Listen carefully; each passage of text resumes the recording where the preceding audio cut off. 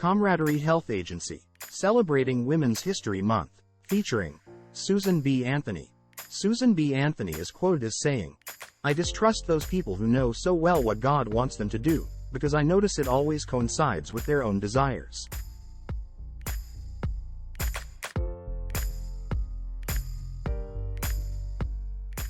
Born Susan Brownell Anthony on February 15, 1820, in Adams, Massachusetts. Susan grew up in a politically active family who, as part of the abolitionist movement, worked to end slavery.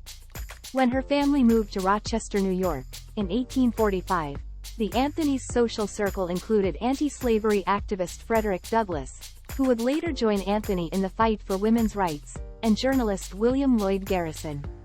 The Anthonys were also part of the temperance movement, which attempted to cease the production and sale of alcohol in the United States. Susan B. Anthony began to focus more for the women's rights after she was denied a chance to speak at a temperance convention because she was a woman.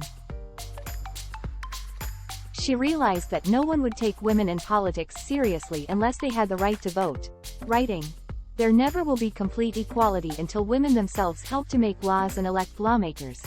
Anthony founded the National Woman Suffrage Association in 1869 alongside activist Elizabeth Cady Stanton.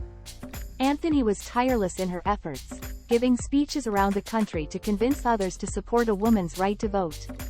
She even took matters into her own hands in 1872 when she voted in the presidential election illegally.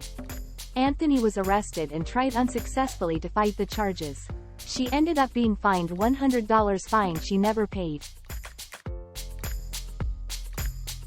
Susan B. Anthony never married, and devoted her life to the cause of women's equality.